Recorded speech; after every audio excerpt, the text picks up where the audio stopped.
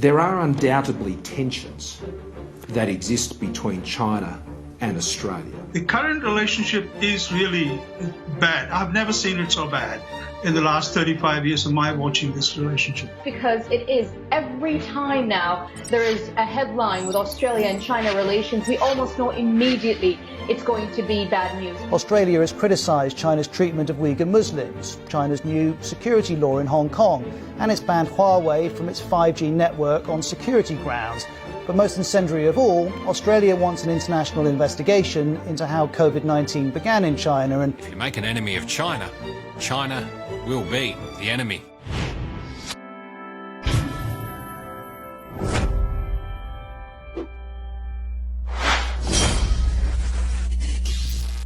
Australia's tool against China began in early 2017. Australia was all of a sudden calling for something that would be interpreted as containment of China. Australian government on Thursday banned major Chinese telecom firms like Huawei Technologies Company Limited from supplying equipment for its planned 5G mobile network.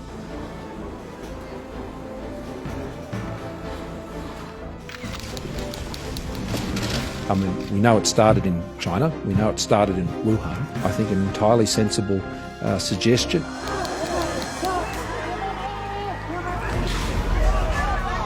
Today we have agreed to announce that that national security law constitutes a fundamental change of circumstances in respect to our extradition agreement with Hong Kong. And so Australia today has taken steps to suspend our extradition agreement. 回顾过去几年的中澳关系，澳大利亚国内一些人固守冷战思维和意识形态偏见，更多的是中国发展为威胁，并随之采取了一系列涉华错误言行，这才是导致中澳关系急剧下滑并陷入困难局面的根本原因。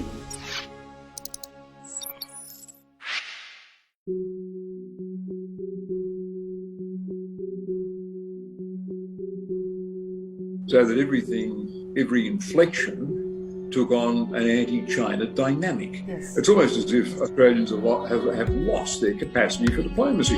Diplomacy has served us well in building a bilateral relationship with China.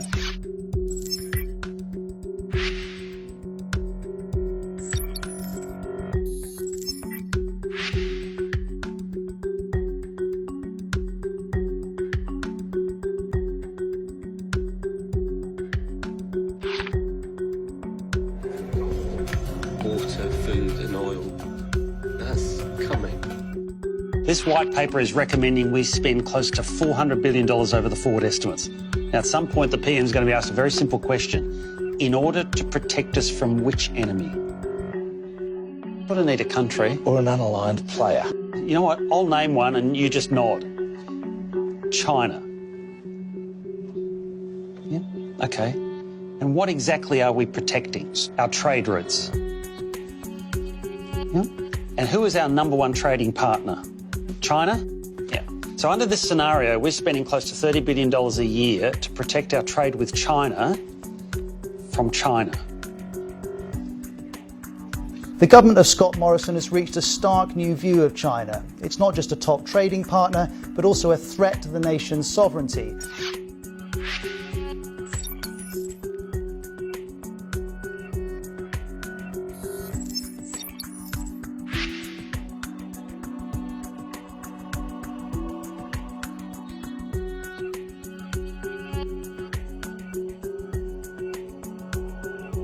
Scott Morrison ran out, harvested domestic votes here in Australia with willful disregard for the impact it would have on our relationship with our largest trading partner. And now our growers and producers and coal miners and many more are paying a bill.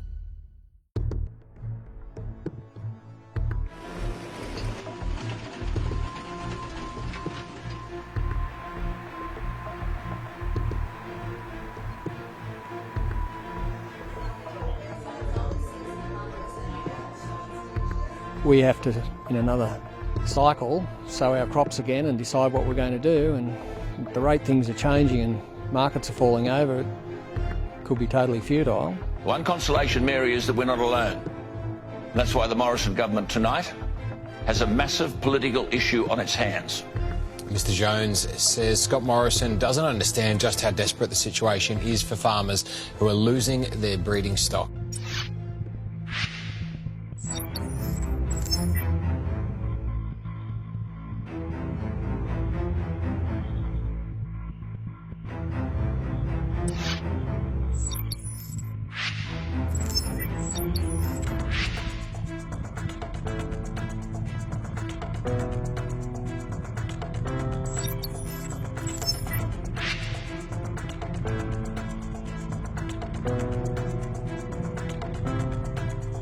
I think Prime Minister Morrison will be well advised to look closely at Japan.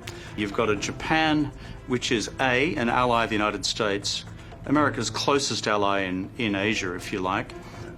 B, you've got American troops based in large numbers in Japan. You've got a massive economic relationship whereby Japan finds in China its largest trading partner as well. So I think there's something to be learned from the Japanese playbook in recent years about how to manage this.